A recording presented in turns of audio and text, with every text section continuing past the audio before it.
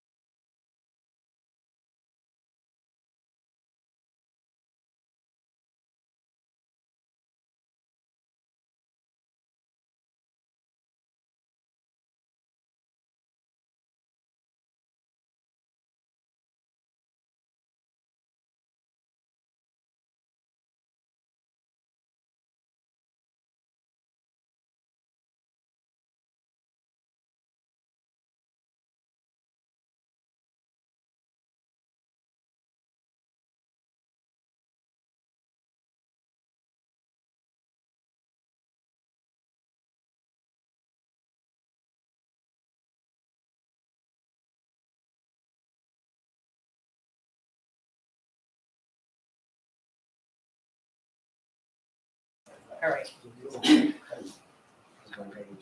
Turn on your mics.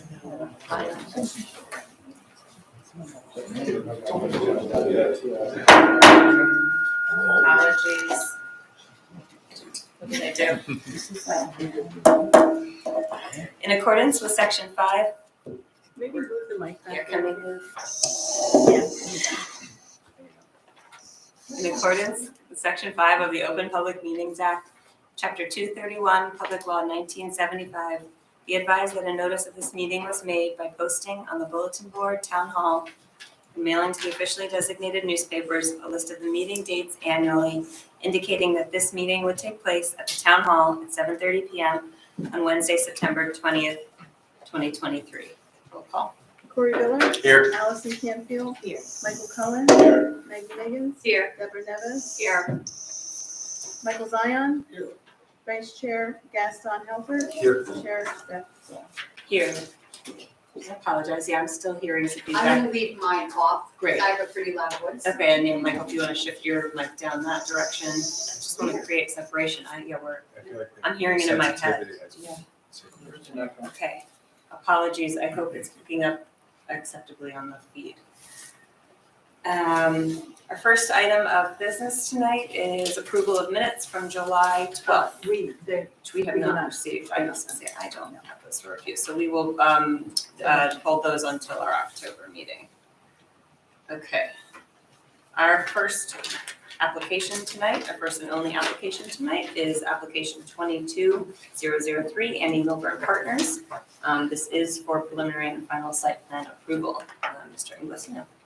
Thank you, Madam Chair. Good evening, members of the board. John Inglesino from Inglesino Taylor representing the applicant.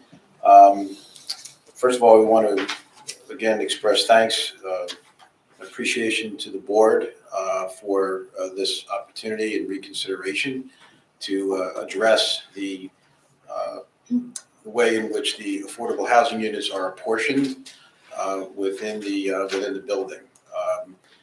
We have Jack Raker here tonight, who is our architect. I think, as the board knows, Mr. Raker submitted revised plans that we believe addresses some concerns that were raised by the board. So Mr. Raker is here tonight to run through those, to go through those plans. Thanks, and apologies for interrupting. Before we continue any further, I just want to confirm with council that all members present tonight are able to hear and vote on tonight's application insofar as you know and have testimonies. Yes, to such effect. and I assume we have the certifications for both. Okay, I just wanted to confirm for everybody's record. Okay, thank you, Madam Chair. So without any further ado, I'd like to call back Jack Raker, who's the project architect, Mr. Raker, why don't you take the microphone here? You understand that you're still under oath, correct? I do. Have there been any changes to your qualifications, professional credentials, or licenses from what you testified to when you previously testified on this application? There are not. Okay, could you please review with the board the changes that were made to the plans? Sure, if you don't mind, I could just borrow somebody's drawings. I'm going to pin them up there. You have.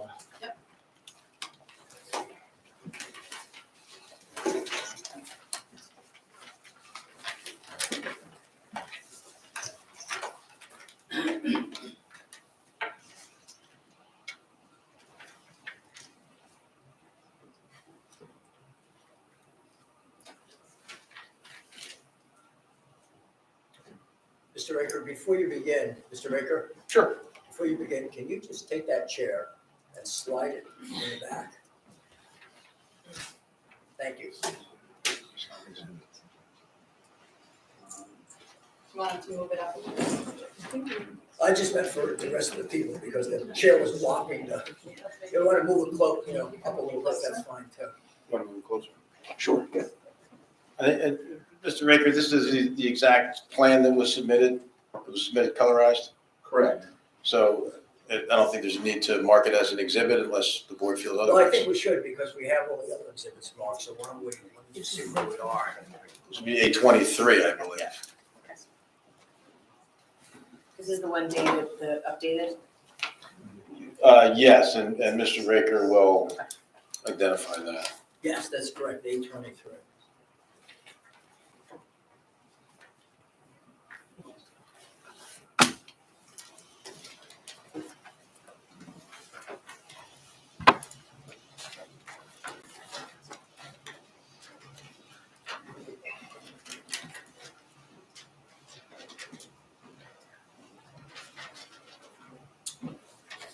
Okay, one of the big concerns of the board Why don't last you time. identify Sure. the exhibit? The exhibit shown is exhibit A23 dated 9/20/2023. And what is it? And what you're looking at here is the ground floor plan of the building. It's dated When is today's. When is the It's exhibit? marked as an It's- exhibit they as marked, of but was today's it- date, but The it was exhibit, earlier. the exhibit date was, or the submitted date was 7/26/20. Thank you. So one of the big concerns was the mix of the locations and how we distributed the low and moderate units the last time we presented. We had a large majority of the units on the ground floor. We've changed that since then. We've gone to, there's a total of 30 low and moderate units in the building. So we've distributed them throughout the floors in the most equal way numerically possible. We have 8 units on the ground floor, 8 units on the second floor, 7 on the third, and 7 on the fourth. So numerically, that's as close as we can get to dividing 30 into 4. So what we've done here is we've made sure that no more than 2 units are adjacent to one another, directly adjacent to one another. If we have 2 units adjacent, we immediately drop a unit out, make it a market rate unit, and then we go back to a low and moderate unit. Remember, all of these units are appointed the same way. If you were to walk into one or the other, you wouldn't be able to tell the difference. They have the same finishes, the same fixtures, all very similar. You wouldn't be able to tell them all. So I'm going to just point out in green, top left and bottom right, those are the 3-bedroom units. The blue units here are the 2-bedroom units. And then the light red or pink colored are the 1-bedroom units. So you can see they're evenly distributed. There was a big concern the last time. We had a number of low and moderate units here up along the street on the ground floor. We've changed that. Now there's only 1 low and moderate unit there along the street. We're going to go up to the next level.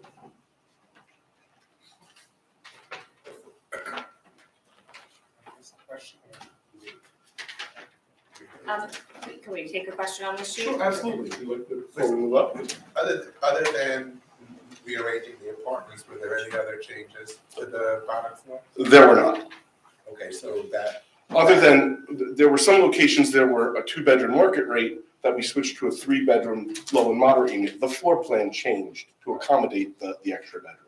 But those units in that section still to get to the front door, walk outside. But yeah, that's still, that has not changed. None of that has changed. Any other questions before I go to the second? Thank you.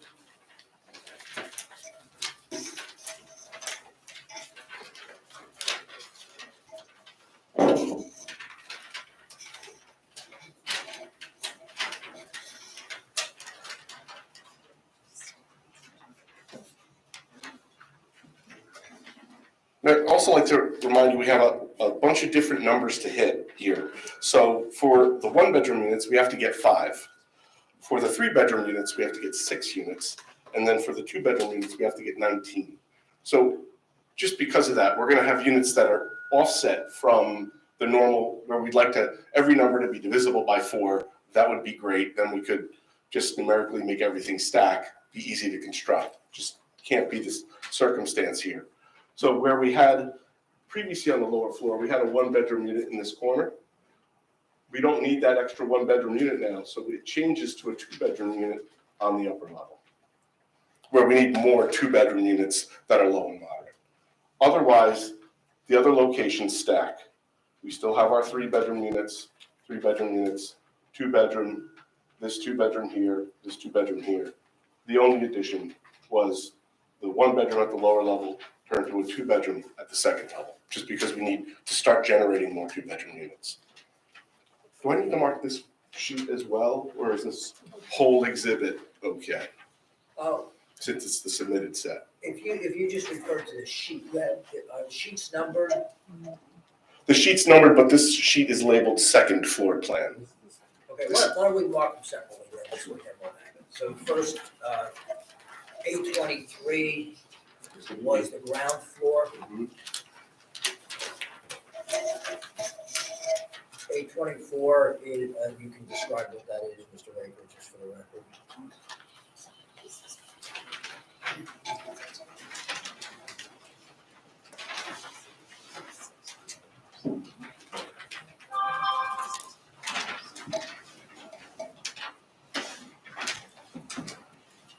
So this is the second floor plan that I described where the units shifted around previously.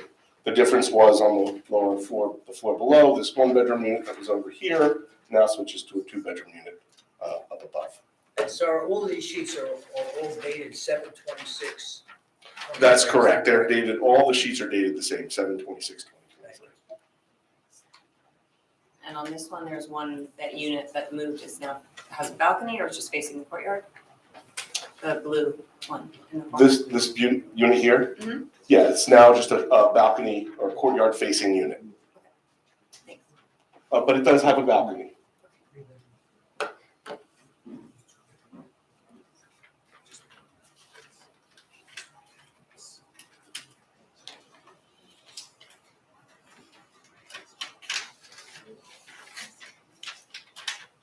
When it's interior. Yeah, when it's interior, when it doesn't have an exterior face. We can confirm with zoning. So this is the third floor plan. Same date, 7/26/2023. And I'm gonna make this exhibit A25. Correct.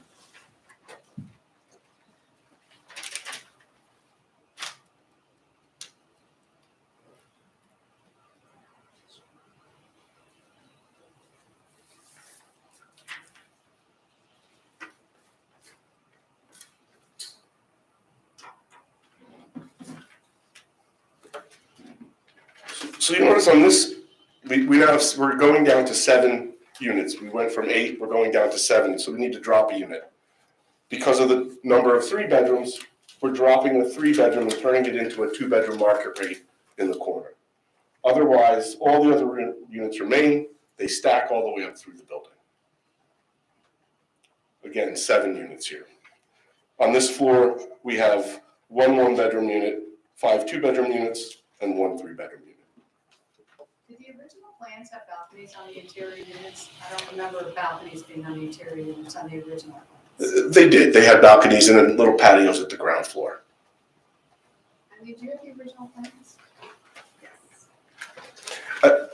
I believe in the original plans, remember we only had unit boxes? The balconies may not have been shown when we did the unit boxes, but when we designed the units, we did show the unit balconies. I just don't recall seeing it because I remember thinking, why are there doors opening up to nowhere? That may have been one of the inconsistency items that we solved in this plan. So the balconies aren't necessarily something that were there from the beginning. I guess what I'm trying to say is these balconies were not there from the beginning. This is something new in these plans. They may have been in some of the units. There may be some balconies shown here where doors were shown and we wanted to make it consistent and show the balcony where it belonged. One of the comments we received was that there were doors going to nowhere. We wanted to make sure that we showed the balconies where they needed to go. So that was corrected in the set of plans. Except I didn't think there were going to be interior balconies. That's just my. Okay, I there- don't recall, Grant, Mr. Pettis, did you speak to that? I'm looking at one of the earlier submissions, there were a few doors Just doors, shown, but no there were no balconies. balconies. So that's something new. Yeah. Yes, yeah, we are planning balconies if needed. If we like us to get rid of them, we can get rid of them.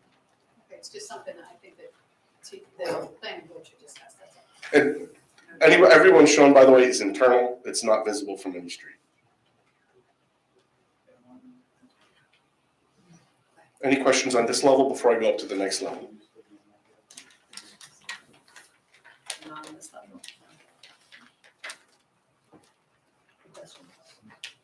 I just have one. The internal balcony is not just for the affordable unit, it's for. Yeah, every unit, all the units, I'm gonna just look actually before I say that. In fact, the affordable unit that is an interior doesn't have a balcony. He just testified that it did. The affordable unit that is interior does have a balcony and a door. Where is it shown? This? In those inside corner units, and what maybe throwing you a little bit, there's usually a privacy screen. No, but there, With the unit right next to it? it doesn't share it. There's a privacy screen between them so that they're adjacent to one another, but there's a privacy screen. With a barrier in the middle. Yes.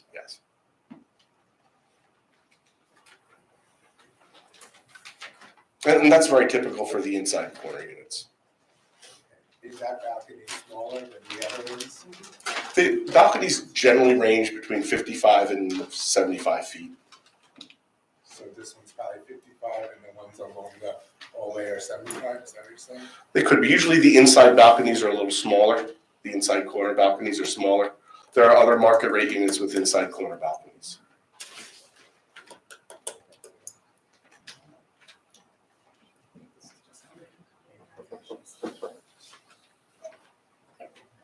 Okay, I'm gonna go to the fourth floor.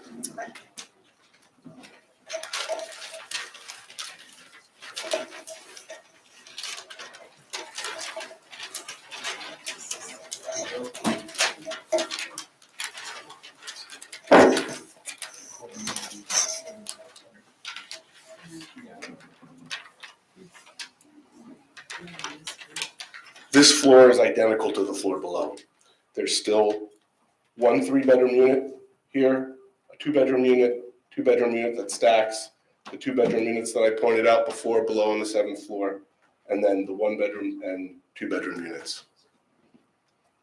So I'm gonna mark this as well. 826.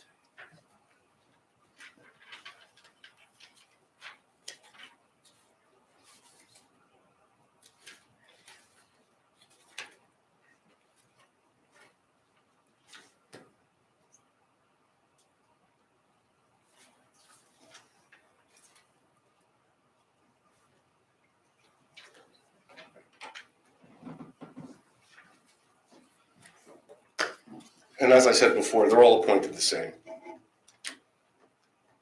Exterior and interior finishes. Questions? Any overall questions? So on the ground floor, it looks like the stoops are in. there are stoops on the. Correct. It's undetermined whether we're gonna add the stoops or not. We could do either way, whatever the board wishes. Okay, thank you. I believe we've presented two elevations, or two perspective views, one with the stoops and one without. The stoops require that. Is that correct? Spacing of the street Yes. trees. Require the variance. The street trees require the variance. The The street stoops trees require the variance, But if there's no stoops, And there would not be variance. then you would need a variance for the street trees. That's correct. If there are no stoops, then there is no variance relief required.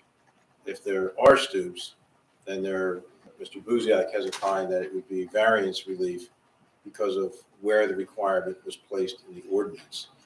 Typically, in my experience, that would be a waiver, but typically that kind of requirement would be placed someplace else in the ordinance. So I don't take issue with Mr. Buziak's opinion in that regard, but it's more typical of a waiver type relief. But because of where it's placed in the ordinance, Mr. Buziak has opined it's a variance. But yes, stoops would require that variance relief. No stoops would require no variance relief. The applicant has indicated that it is willing enthusiastically to do the project with or without stoops, and will defer entirely to the board. Thank you. Other questions regarding the new plans? Okay. Thank you. You brought up, I'm sorry. I just have a couple more questions. I'm sorry. So, Mr. Raker, in your experience, this type of apportionment is commonplace? How would you describe this type of apportionment of the affordable units? It's actually a much better distribution than I've seen. In what respect? In the respect that usually if there's a train track side of the building, units will be placed along the train track for their affordable.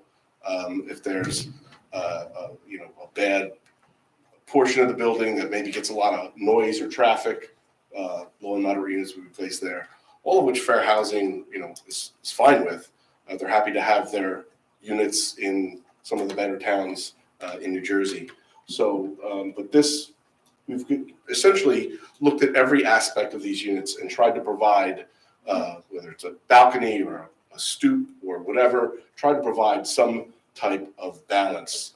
And that I don't see very typical. In other words, the fit and finishes for the affordable units you indicated would be the same as the market rate units, correct? That's correct. Is that common in your experience with developers, or is there usually lesser quality fit and finishes for the affordable units? I would say about 50% of the developers don't do any difference, and 50% probably they go to a lower grade finish, lower grade appliances, lower grade flooring, things of that nature. And those are the developers that you represent, correct? Correct, yes. And you represent a lot of the more luxury type Yes. developers, correct? Yes, I do. So is it fair to say that for developers who are not of the quality or caliber of the ones that you represent, is it fair to say that they probably do much greater percentage than 50% as less fit and finish for the affordable units? Absolutely. This developer does, 2-bedroom unit with 2 bathrooms. There are many developers that would be happy to do a 3-bedroom unit with 1 bathroom. And there's nothing that stops them from doing that. So it's not only the fit and finishes, it's also the Size and the layout, the number of bathrooms, right, the size of the kitchen. It's all very common to the other luxury units. Thank you. I don't have any further questions, Mr. Ray. Thank you. Before we proceed, you asked a question about balconies, and I just want to confirm, I don't know if you could speak to it, or if you might want to ask Graham, balconies are permitted in interior courtyards in our zoning code, correct? I just remember we have discussed balconies, Yeah. to some extent, I so can- Sure. if I wouldn't mind just checking. Related to, so first of all, Graham Petto, board planner. So related to the question regarding balconies, the only discussion of the term balcony within the zone district requirements, the RMF AH4, which is applicable to this site, is contained within subsection 5 of bulk standards for the building, which includes horizontal articulation. That's the building design standard detailing requirements for horizontal articulation. And the middle detailing section, which refers to the middle of the building, says the middle of the building shall include variations in plane by means of bays, as well as further architectural components such as, but not limited to, bay windows and Juliet balconies to help create variety and visual interest. Now, I just want to further comment that the way these standards are written, it's referring to publicly visible facades or exterior facades, but the building should present itself. There is not really discussion regarding interior non-publicly visible facades. This is the only reference that we have to balconies contained within this section of the zone district. Okay, great. What is the size of a Juliet balcony? That is not defined here within the ordinance. Typical Juliet balconies, Um, are they as large as these, or is a Juliet balcony where you just, almost for like air purposes? Typically, Juliet balconies, I'm not going to speak to them as an architect, but as far as from a zoning perspective, they're not typically occupiable, more of an open air kind of element. So, but I would welcome the architect to provide some testimony on that. But that, and just so I understand, that's for when they're visible from the exterior or visible from the outside of the So building. I That's just what want to this clarify, pertains it to? does not say that specifically in this section. It just says horizontal articulation. And I also want to further note that the standards for the middle detailing says the middle of the building shall include variations in plane by means of bays, as well as further architectural components such as, but not limited to. So it's giving kind of examples, bay windows and Juliet balconies. I think it's also, that says it shall contain, so it doesn't say it cannot contain, that's saying it must contain visual variants such as. Okay, thanks. Plus other questions for Sarah? Okay, thank you, Brent. Okay. So, do we have to talk about the stoops? We need to open it to the public first. We need to open it to the public first. I On the apologize. testimony. Thank you. Do any members of the public have questions for Mr. Raker pertaining to the testimony that he just provided? If so, I invite you to come up now to ask any questions. Okay, And now, Done. one with the we're gonna comments, do public comments on that testimony Same. itself.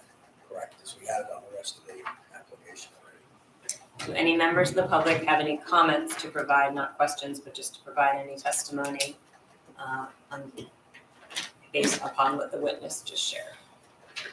If so, you can come up and, Can you clarify where we are procedurally? Because at the last meeting, it was explained, or 2 meetings before, yes, it was explained that the whole application is being reopened. correct. So when you just asked the question, if I don't have any comments about his comments, I still have a right to make comments about the project later on. I just want to make sure I'm on the same page. That is correct. We're gonna have board having a discussion and then we will reopen it for public I just want to comments. clarify because it's been confusing.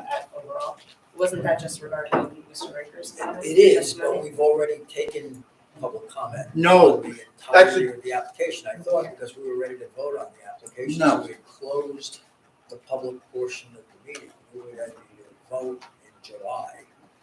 And in fact, we did vote to deny Right. the application. But then, and then didn't we vote to And then reopen we it, wanted to reopen it as a. which is not a restart in Correct, and entirety? it related only to this aspect, because the. No, it didn't. I disagree with you. The transcript, and I know specifically Mr. Cosgrove raised a series of questions, and he wanted the opportunity to ask those questions. He's in Greece and he couldn't do that. And the board also said that he was going to have the opportunity to ask those Okay. questions. If you're going to limit the public comments, then you should be clear for what you told the public.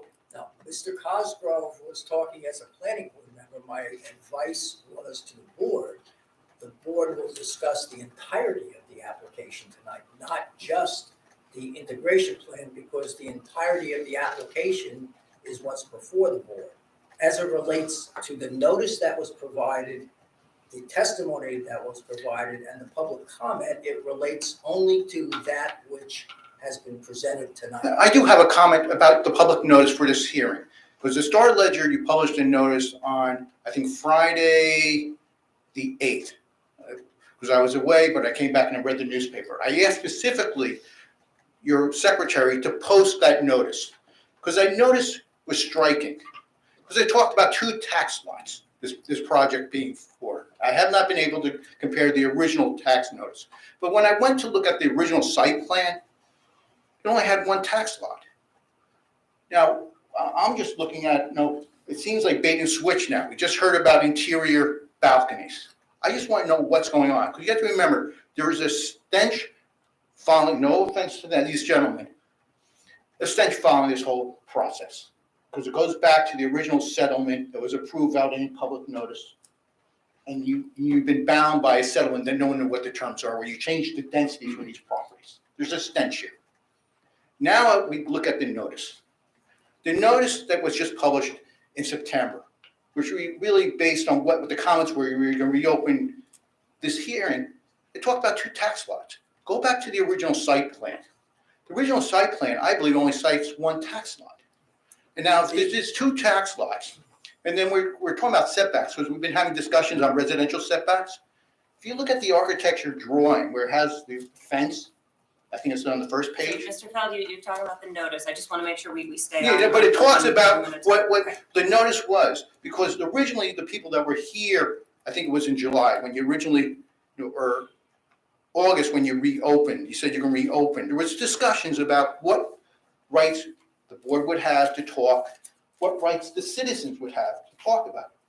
Now I'm coming here today that we've been told it's really confined to what was presented today by the architect.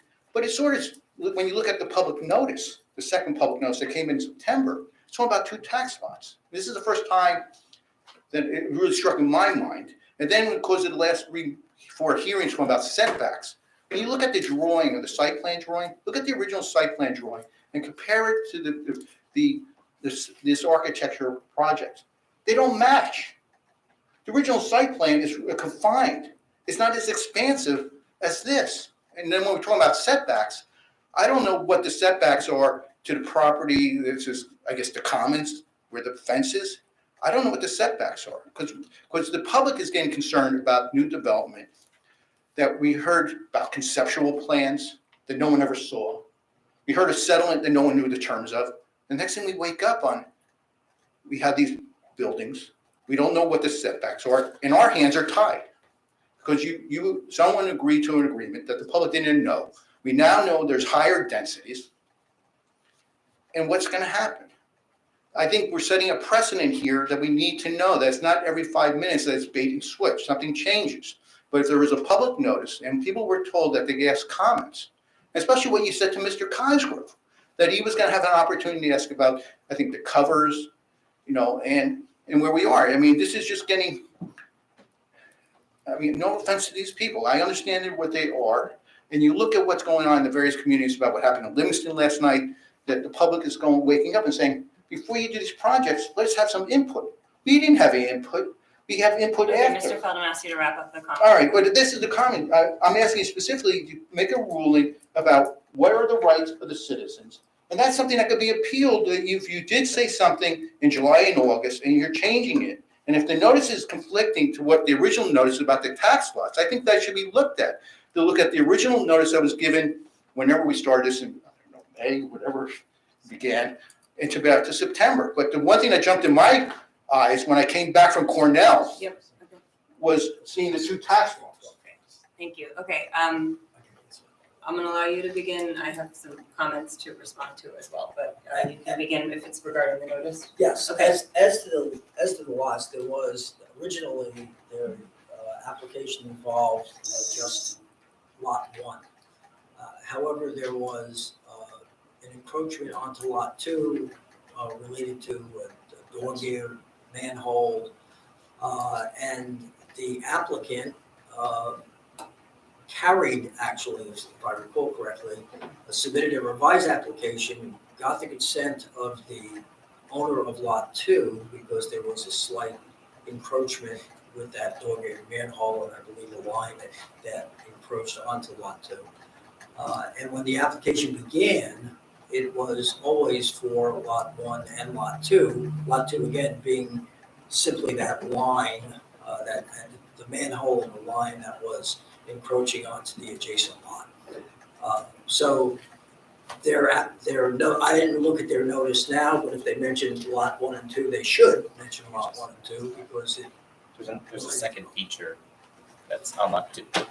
Just to clarify, there's a second feature on lot 2. It's an egress gate. There's a gate proposed on lot 2 for Goes emergency onto access lot that 2, goes right? onto lot 2. Onto lot 2. That's Yes, correct. it's So not- the This gate's gate not is on. located on lot 2, and it's to provide emergency egress from the building, from the subject building on lot 1. That's correct. Yes. That is correct. That's all I had in terms of things. And I'm sorry, one other thing, with regard to the comments, I stand by the comments that I made. When Mr. Cosgrove raised the issue as to what the board can discuss, the entirety of the application is open to board discussion because that is the application upon which the board will act tonight. So it's the entirety, anything that the applicant has presented, not just tonight, but through the various hearings that we've had. As it relates to the public, however, the public already commented on everything that we had up to tonight. So the testimony that was provided tonight and the exhibits that were provided tonight will be the subject matter of public comment, public questions, public comment, and then the board will close that and deliberate on the entirety of the application.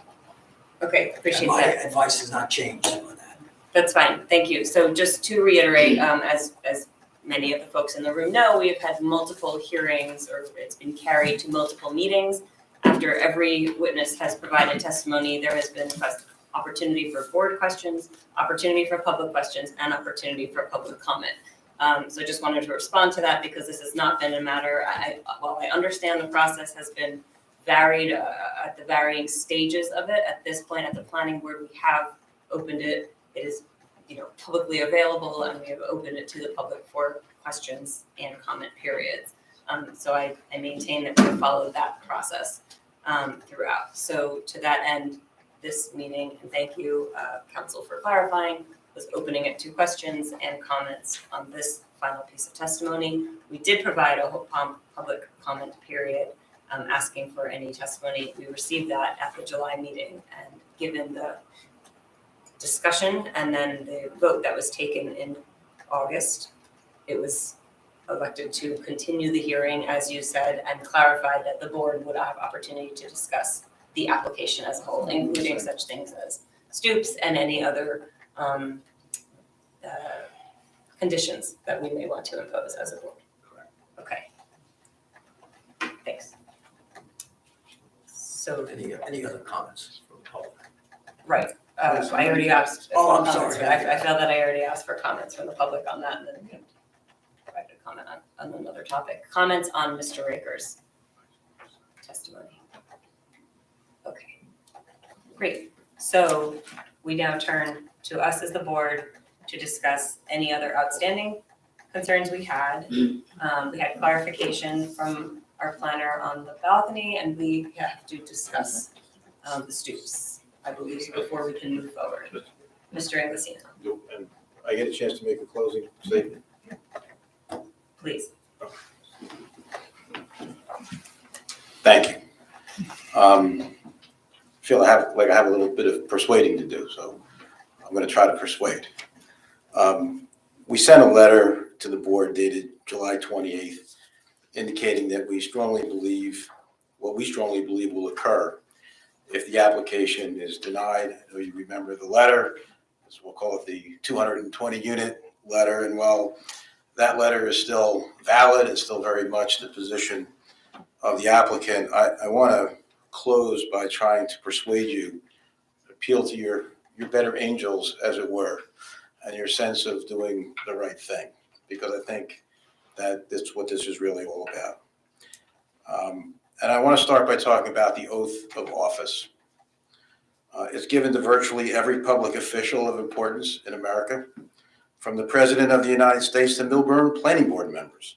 All of us who have served in significant positions of public trust take an oath.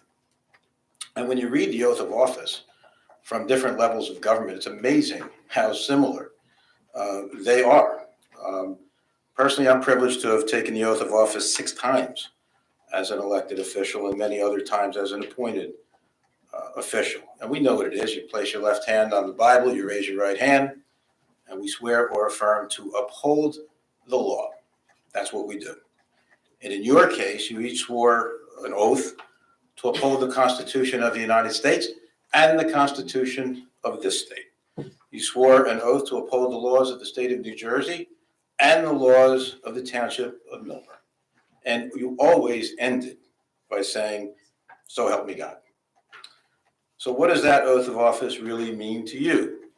Do you internalize the words, make a solemn pledge, and vote accordingly?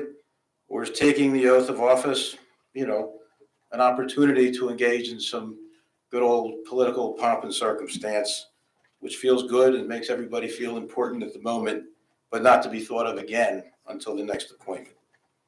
Real public leaders think about their oath and uphold the law and the Constitution every time they vote. Most of the time, it's easy. But there are other times when you get conflicted between doing the right thing versus what you think is popular. And in those circumstances, that's when one's true character is both challenged and revealed. Now, lately, the oath of office has come into the national political spotlight vis-a-vis the 14th Amendment of the United States Constitution. And that amendment states in pertinent part that no person shall hold any office under the United States or under any state who has previously taken an oath, right in the Constitution, to support the Constitution shall have engaged in insurrection. So if you've taken an oath to support the Constitution, that's an important thing. So the oath of office means something constitutionally. It's a constitutional duty. And our republic, whether it's at the national level or right down here at the very local level, it depends on people serving the public interest with honor, integrity, and adherence to the law and to the Constitution of the United States and of this state. And that means abiding by their oath of office to uphold the law and the Constitution when it's popular and when it's not. And that leads us to this application. You all know that every developing municipality in the state of New Jersey has a constitutional obligation to provide its fair share of low and moderate income housing. So said our state Supreme Court in 1975, and they've been saying so ever since. You all know that the Township of Millburn settled its constitutional affordable housing case for the third round. And in that settlement, Millburn Township governing body decided that this site is to be developed with 149 units of multifamily inclusionary housing with a 20% set aside for affordable housing. In fact, there was a concept plan closely resembling the plan that you've been reviewing, which was appended to the settlement agreement. And you all know that the governing body of the Township of Millburn passed a zoning ordinance that permits this project. It was designed and intended for this project. And you all know that this board determined that that ordinance was consistent with the Millburn Master Plan. And that is the context within which you've reviewed this application. The applicant, as I said, has applied for preliminary and final site plan approval for 149 units of inclusionary development strictly in accordance with the ordinance that Millburn passed to accommodate this project so that Millburn could satisfy its constitutional obligation. The applicant is not seeking any relief, which is really kind of an amazing fact. The settlement agreement actually contemplates potential waivers and variances, as settlement agreements typically do. And that is because it is common for variances and waivers to arise when you do the hard engineering. A concept plan can only be so exact. So the fact that this project really doesn't need any variances is a pretty amazing thing. Now, as you know, the only variance that was sought with the filed application was for the shade trees. We just talked about that. We'll leave it up to you. If you want the stoops, you need the variance. If you don't want the stoops, no variance.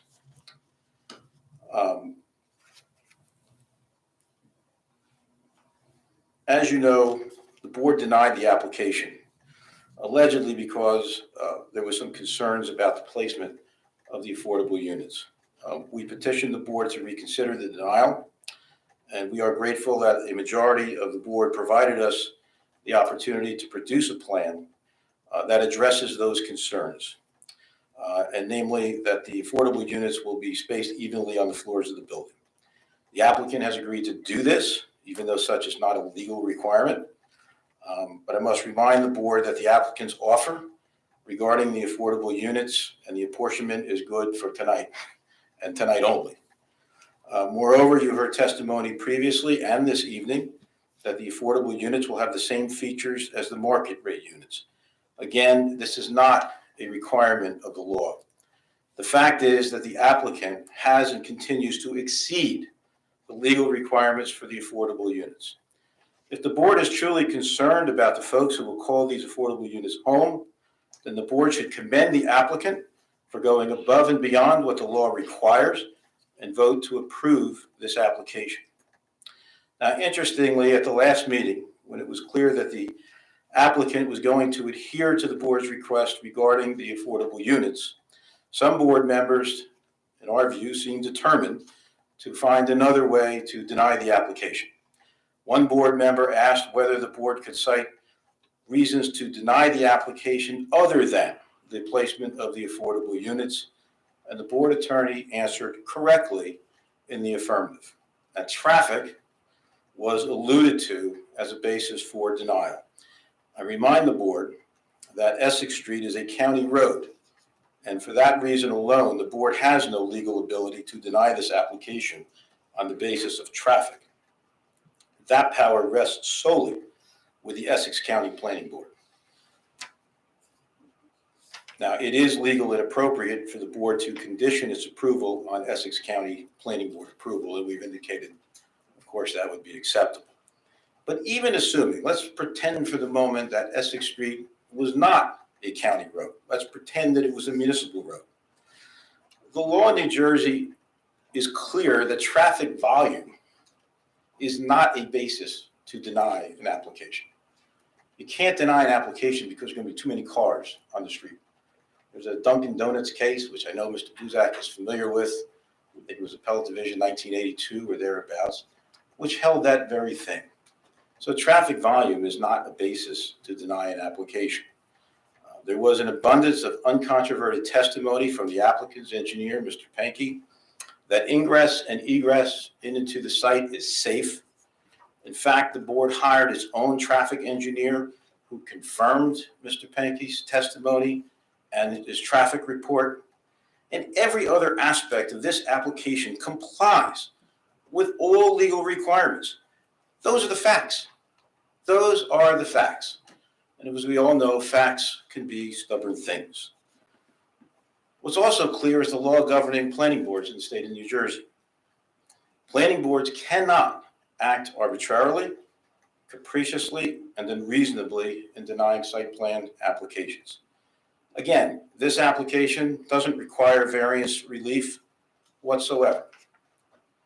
So that brings me back to the oath of office. First of all, we commend those who voted in favor of this application when it was originally denied.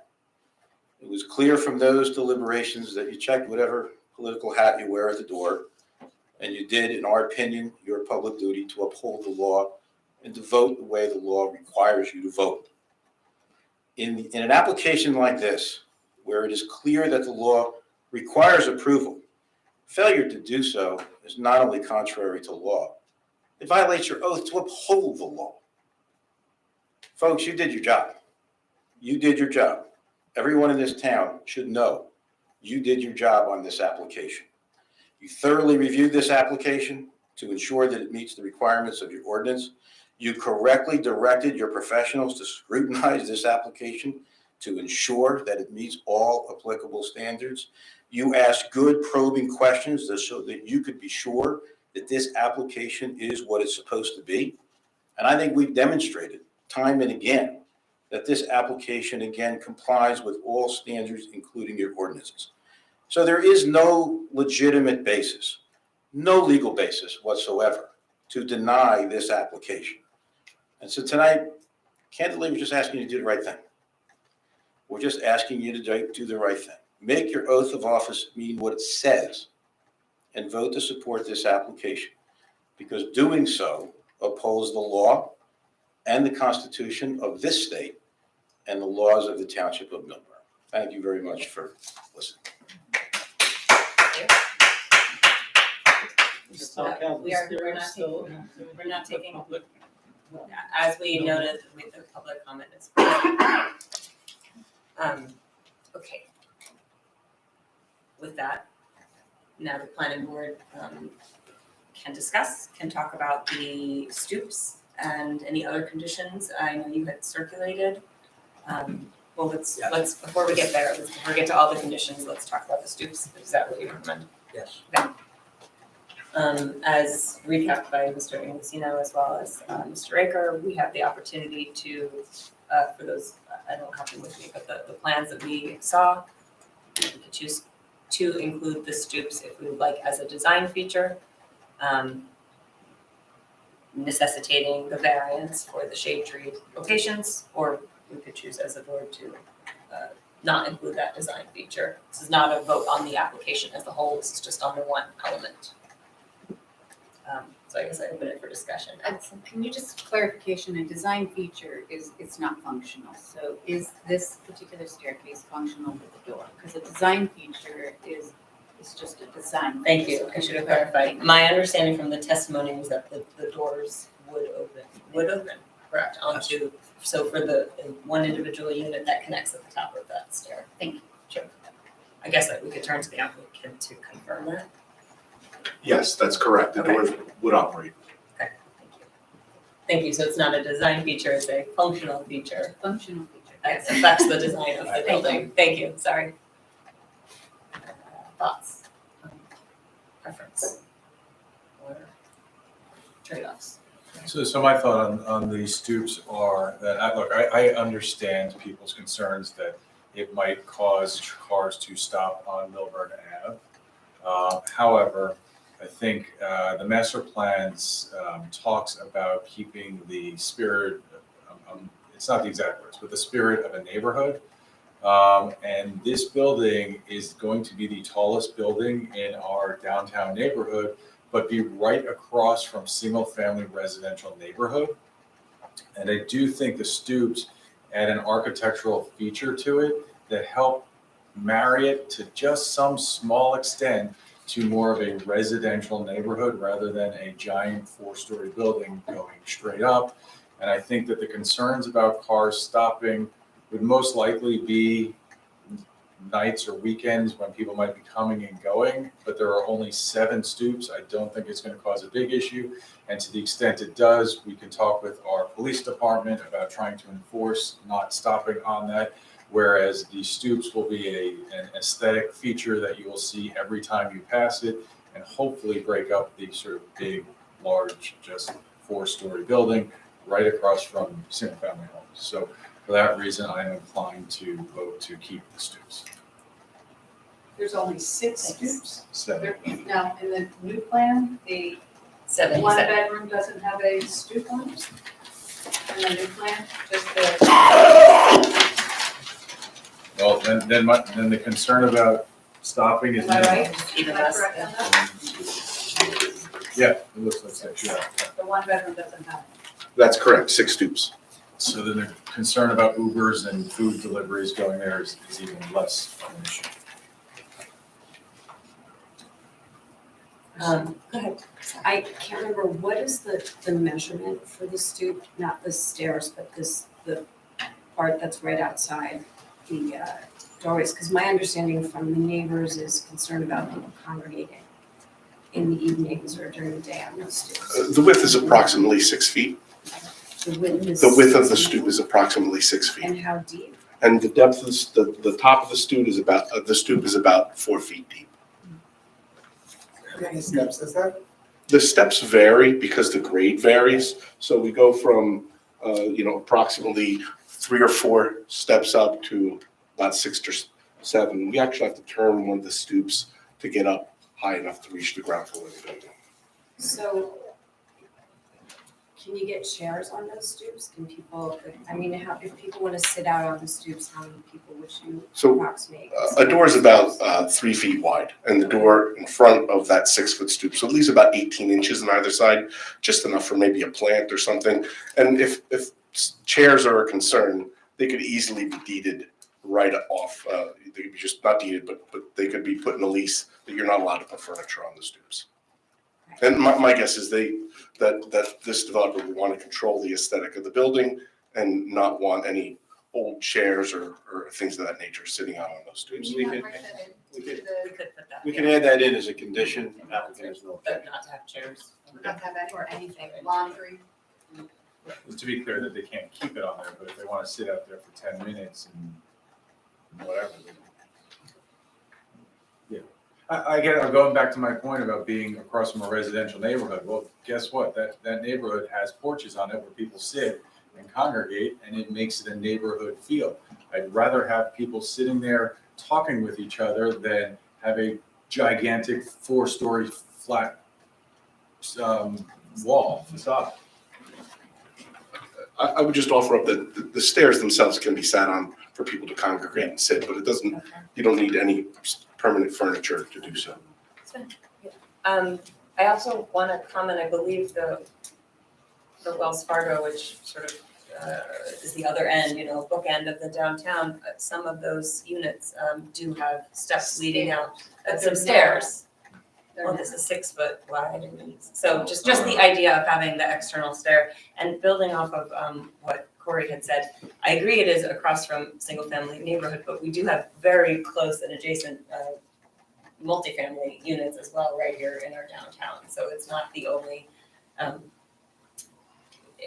part of our downtown in the Wyoming and South Mountain neighborhood that does have multifamily units, and they are pretty nearby. So in the context of the neighborhood, I agree it's across from units, and so you don't want it to feel so imposing, but.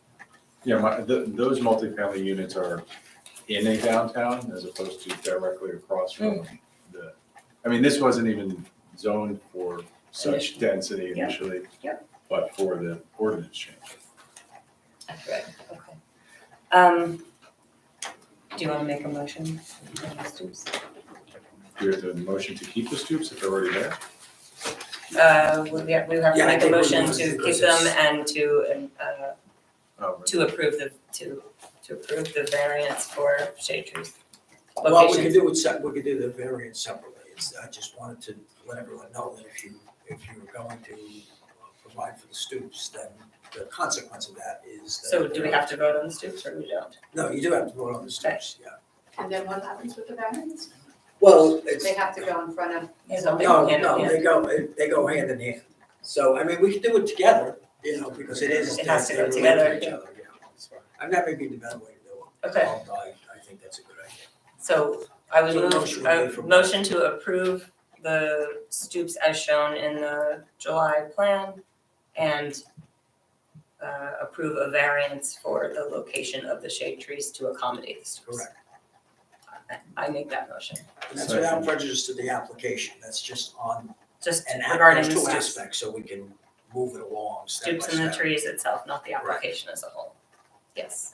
Okay, second, Corey Miller, yes. Allison Campfield, Yes. Michael Cohen, No. Maggie Miggins. No. Deborah Nevis, Yes. Michael Zion, Yes. Gaston Halbert, Yes. Beth Zoll. Yes. Okay, so that decision is for maintaining stoops as shown in the plan. Correct. Moving beyond, we want to talk about the conditions as imposed, and do you want to mention the email communication? Do you want me to share that update? Or that Graham will respond, where we stand on the list of conditions? Yes, as you will recall at, I believe, the July meeting, I had mentioned to the board that I had created a list of conditions based upon the discussions that the board had, based upon the reports that had been filed, based upon the testimony that had been given. I distributed that to the board. Mr. Petto reviewed it. He had additional comments, additional conditions. We then distributed the revised submission. And many of these conditions are conditions that we typically put in our resolutions. They're standard conditions of obtaining permits and other approvals of other entities such as the Essex County Planning Board, entering into developers agreements, posting bonds, and so forth. And there's a lot of cleanup items that we just put in here that would otherwise apply whether we had them in here or not, but we try to include them just to act as a checklist.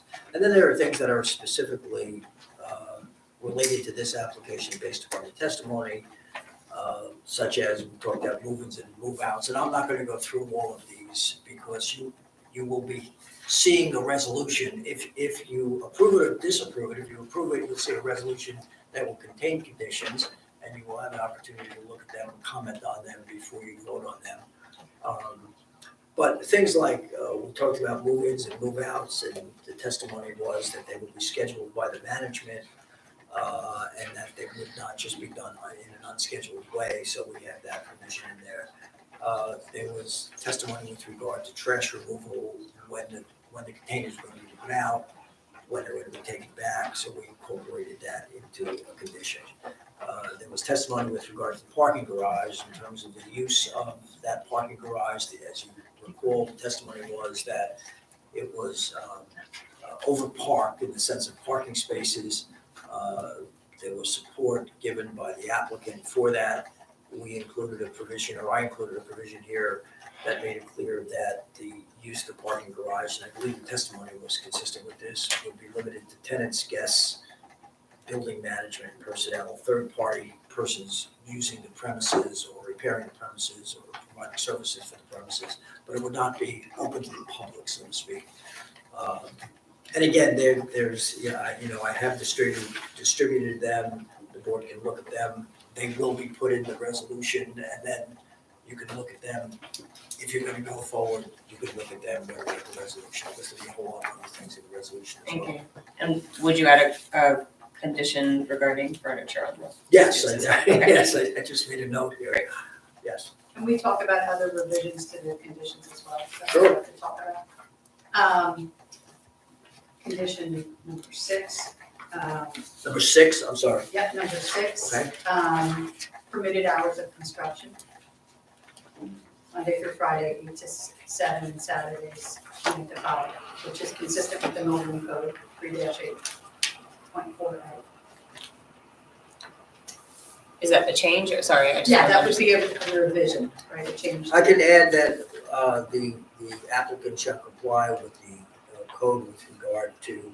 Right, so that construction, how many Construction times, operation. especially you're across from residential, you don't want construction started at before 8 o'clock on Monday. That's fine. Number 7, DRZ 411, details performance guarantees.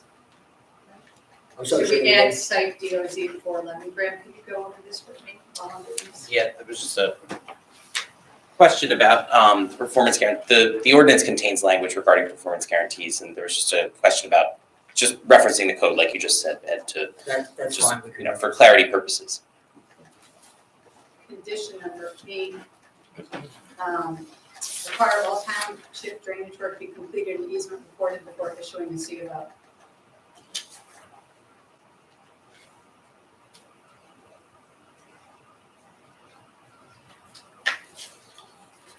And then because she's so important at this point, condition 11, can we include the township forester in review of the screening of the loading area? Can she just have a say about that? Township forester and. In review of screening of loading area? Yes, yeah, just the township forester. I thought you said 2 people. No, township forester, she. At the moment, she. Can we make sure that under condition number 12, citing that all move-in and move-out shall not be done on the public street, must be on site to prevent any traffic impacts? Yes, that was consistent with the testimony. And then 17, can we include the township forester in review of screening of the transformer as well? Yes. And Is it then, farce? I just want to understand why, because well, because I think she should just be part of this, just let her see what kind of screening it is. But we have a full-time forester, and I think it's important to get her involved. And is it screening trees? Could be, but see, get her opinion on it. There's nothing wrong with that. Okay. Can we include our township planner in the review of the paver materials in number 30?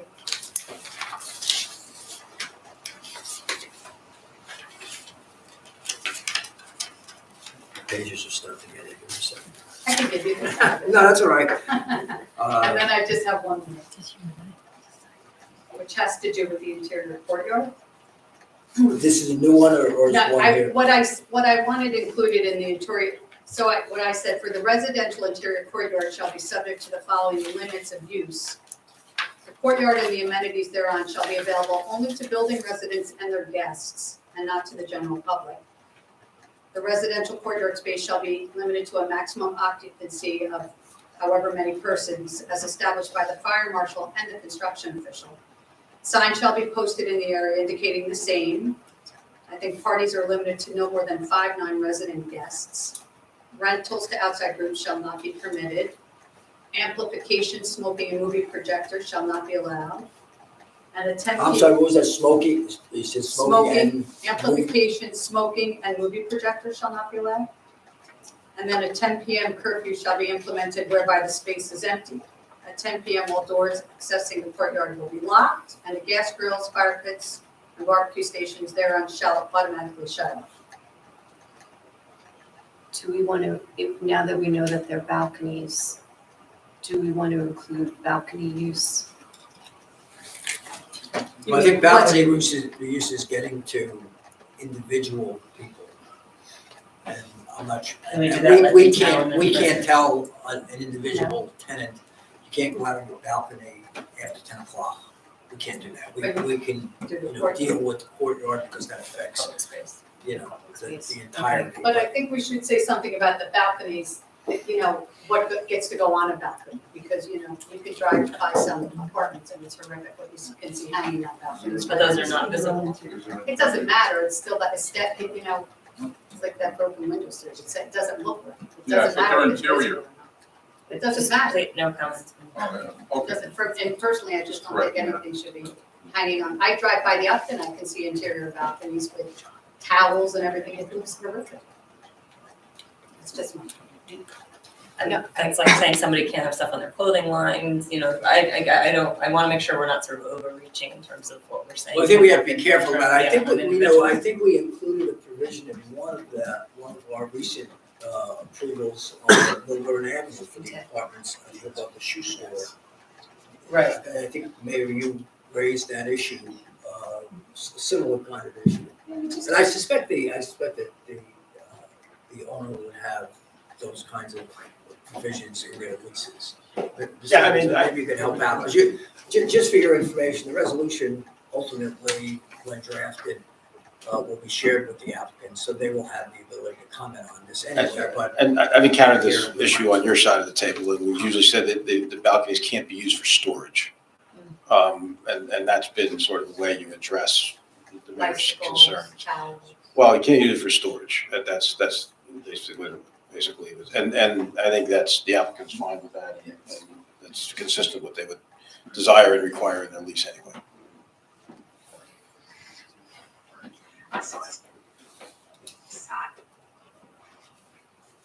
When you see the resolution, Mayor, if I missed anything, I'll just go. I know. I do have one question that has nothing to do with the resolution, because I wanted to go back, Mr. Imbrussino cited it today. When Mr. Penke gave his testimony about the county, he was asked, and I believe it was Mr. Imbrussino asked, and that the application was submitted to the Essex County Planning Board, correct? Yes. And you referenced the meeting with the Essex County professionals, is that correct? Yes, and described the meeting and what was said. And then I thought, well, that's odd, because I asked somebody at the Essex County Planning Board, and they haven't seen this application. So I thought it was a little odd that it was stated that the application was submitted.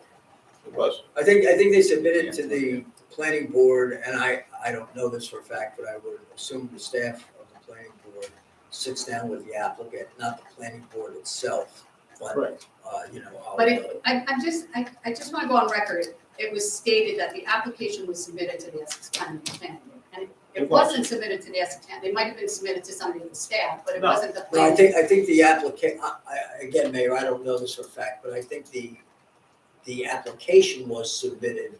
It may not have come up yet on their agenda, and they may be working at a staff level, but I don't know that for a fact. Would that be the equivalent of like submitting it to Eileen and saying, Yes. to the Milburn Planning Board, Right. it may not have been circulated. Right. kind of thing? Yes, Okay. that's Well, what. it was given its, the blessing was given by the Essex County Planning Board for the application. That was what was inferred at this meeting, so I'm just going to, that, it was, it's on tape. I mean, that's what it was said, and so I happen to have asked someone, maybe it's an informal, I don't know if it's Well, this informal. will be, and the resolution, as you showed, the conditions will be subject to the approval of the Essex County Planning Board, so that, if they have it, fine, if they don't have it, they have to get it. It was stated that it was It was submitted, It was. and that, But not yet approved. but it was. Thank you. Just Thanks for wanted the to go on close read, I record. appreciate that. Anybody else have comments or additional questions on the conditions? Okay. The next step would be making a motion and taking a vote on this application. Correct. Subject to the conditions. that you just stated. I move to approve this application, subject to conditions as noted, and to be circulated and reviewed. Correct. Do you have a second? I'll second. That was Gaston. Yeah. Corey Miller, Yes. Allison Canfield, Yes. Michael Cohen, Yes. Maggie Miggins, No, Deborah Nevis, Yes. Michael Zion, Yes. Gaston Halbert, Yes, Beth Zoll. Yes. Thank you. Thank you very much, everybody.